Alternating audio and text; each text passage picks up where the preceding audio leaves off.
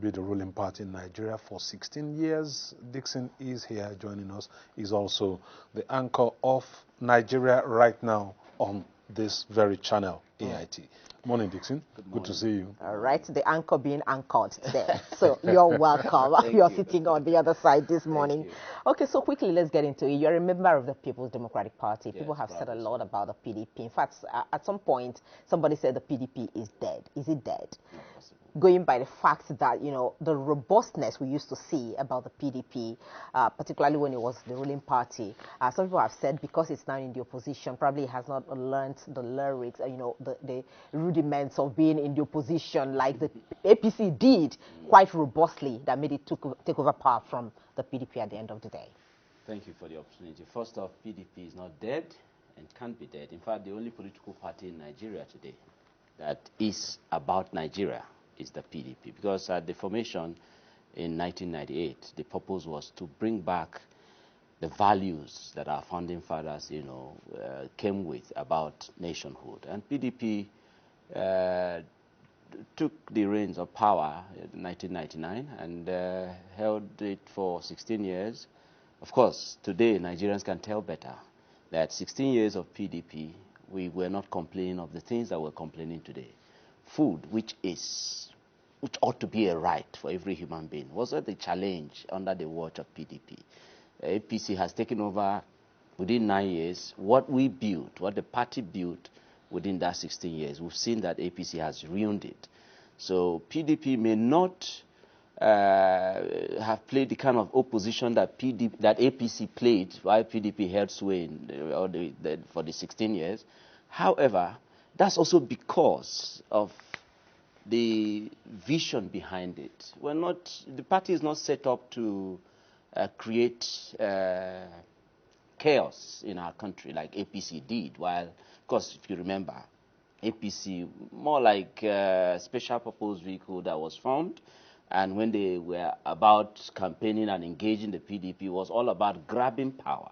PDP wasn't just about, or it's not about grabbing power. But the APC kept the government at the time on its toes. Did it? You know, yes, trying to point out some of the things that the PDP wasn't doing right at the time, and that is what the opposition should be doing. Okay, one of the things that APC led in its campaign those days, like in 2012, right, the issue of removal of subsidy.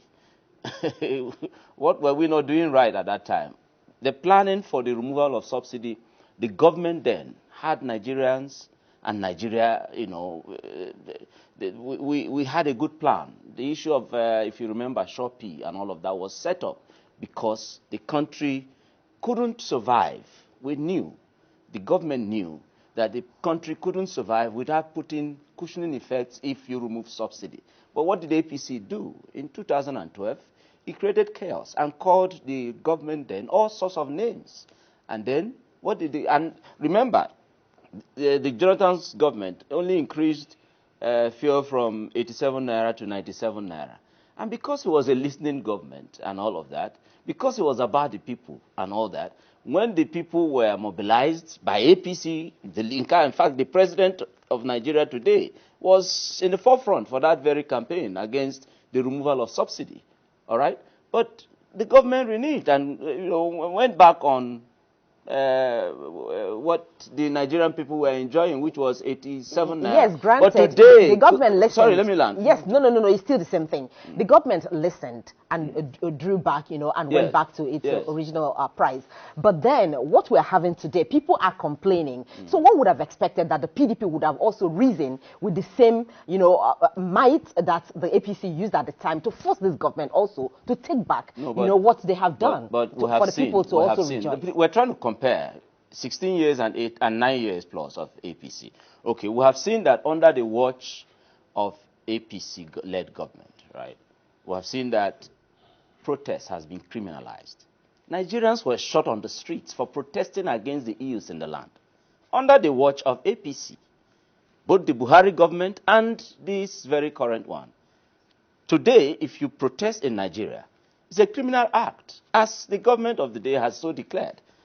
I watched earlier when you were interviewing some of the young people who went out to just remember those who were killed on the streets for just simply saying certain ills in the land should be corrected. and they were still brutalized. They were still arrested and all of that. But under the watch of PDP, Nigerians know better now. I believe Nigerians know better. We will not create chaos in our country because Dickson, we mean well for Nigeria. Dickson, what you are seeing is that... Let me interrupt you. Okay. I need to interrupt you because I don't want us to keep talking about the past. Let's talk about the present and project into the future from there. The greatest issue now for your party, the People's Democratic Party, is that there's a lot of internal wranglings going on there. It's politics. And yes, it is politics, but I'm looking at a newspaper headline this morning that says, only urgent NEC meeting will avert implosion. And that's one critical issue that we talked about here on this program last week, that the PDP might implode if these problems are not resolved. The party leadership broken into two weeks ago, suspending Part A, suspending Part B, and Part B in return suspending Part A, and all of that. And add to that the fact that political analysts and commentators have said that everything that is playing out in the national body of the PDP is arising from the crisis in Rivers State. What are your thoughts on that? Okay, first off, there will be no implosion of PDP. Take it to the bank. What you're seeing play out in PDP is politics. I'm an Igbo man, for instance. We define politics as ndorondoro ọchịchị. Pull your side, I pull my side. So that's what's going on. It's not a religious organization. So people will engage for their whatever interest it may be, whether personal, collective, or group's interest. That's what is playing out. However, the angles that has to do with so-called, of course, we know that one has been handled, the so-called faction. There's no faction. How could you just wake up and say, oh, you suspend and then you appoint? Leadership in PDP is not by appointment. The Ambassador Umar Ilyasu Damagun's led NWC, clearly, yes, they inherited some level of crisis, some level of conflict in the party, because the party in 2022, when it went for primaries and all of that, did not uphold its constitution. And this is what is haunting the party, because it's well enshrined in the constitution of the party that there shall be rotation and zoning of both party offices and elective offices. And of course, the Constitution of Nigeria is also well recognized as above the Constitution of the party. So if, for instance, as we have today, a Southerner, in charge as president, and then, of course, he has 4 years, the Southern Nigeria has 4 years, and of course, renewable another 4 years, that's 8 years. So then in 2023, when Buhari's government was going to end, it was wrong for anybody to have imagined that a Northerner would succeed a Northerner. It was very wrong. That's what the party didn't, do right. The party made a mistake, attempting to alter that very well-written part of the Constitution, which recognized that the Nigerian people, because Nigeria exists by Northern and Southern Protectorate, and zoning is between the North and South. So at that moment, if the party had upheld it and zoned its presidential ticket... I thought that was an unwritten agreement. It's written. I can read it out for you here. In your party... Yes, it's written here. But it's not written, yes, in the Constitution of Nigeria. But however, we are aware that Nigeria came into existence by Northern and Southern Protectorate. So, and then that issue of principle of zoning may not have been written in our own constitution, as that is the Nigerian constitution. But it's in the party constitution. So the party made a mistake. That's what's haunting the party. So the party went to that election divided. The Southerners felt betrayed. And that's why you saw the likes of Wike bringing in the rivers and all of that. That's why you saw the likes of Wike. Because if you remember the Asaba Accord, the 17 governors from southern Nigeria went to Asaba and agreed and declared it so, that power must come back to southern Nigeria. And they were all there irrespective of political affiliation, whether APC or PDP or any party. They just went there and agreed that power must come back to southern Nigeria. But I think because of the aspiration of one man. No, that time they said it was winnability, the ability for the party to win. They were looking at the candidate that, has maybe the better party to win. The winnability is the party. You see, we must promote the strength of the institution.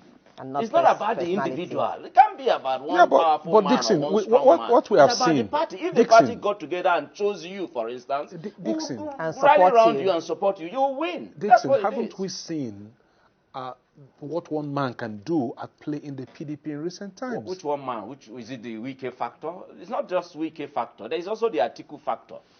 Exactly. Right? So it's not one man. Hold on. You've talked about Years on Wike now. Yes. You've talked about Atiku Abubakar, the former vice president. Yes. These are two strong. As at last week, I still recall seeing a headline where Atiku said, "I won't bandy words with you," responding to Years on Wike, the minister of the FCT and former governor of Rivers State. Yeah. Now, the issue for me, really, and for most lovers of democracy, is how does the PDP get its act together to, one, get internal party democracy to be entrenched, and two, ensure that party supremacy obtains? Because unlike what we saw in the Second Republic, there doesn't seem to be party supremacy operating in the PDP right now. It's not just the PDP. All the political parties in Nigeria. No, we're talking PDP. Crisis. We're talking PDP. No, you now. narrowed it down as if it's PDP alone that is having that. All the political parties, including the reunion political party, which is APC. And I'm deliberate to use the word reunion because they've ruined everything we built. All right. They also have their own crisis. So, but bringing it to PDP, the issue is that these two gladiators, right, at the last primaries, of course, Atiku came first. Wike came second. So you can understand why it is two of them that are in contention in this issue. However, I maintain my position that the party made a mistake. Party made a mistake zoning, not zoning the presidential ticket, because leaving it open is what created this chaos. We have a written document. Why will you leave it open? All that was required was follow the rules of the game. We had supported, if you recall, in 2018 when the party went for primaries, it was zoned to northern Nigeria. No southerner purchased ticket in 2018 that gave rise to the 2019 election. It was all a northern affair. So why couldn't we uphold that? So the aspect of conflict, Wike and Atiku factor, I think sincerely that it's overblown in the media. They have a right to have their squabbles.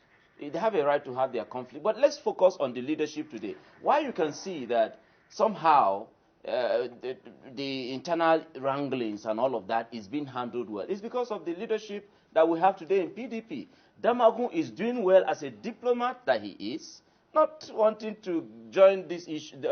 He's not with anybody, but the party's interest. He's rebuilding and realigning so that the party can come back to winning ways. Okay, so and I can assure you, Nigerians should hold on to what PDP will become, because the APC has ruined and destroyed everything that we built. All right, in the 1 minute, the reconciliation effort, how is it going in your 1 minute that is remaining for us to wrap up this discussion? It's going very well, and the engagement is still on.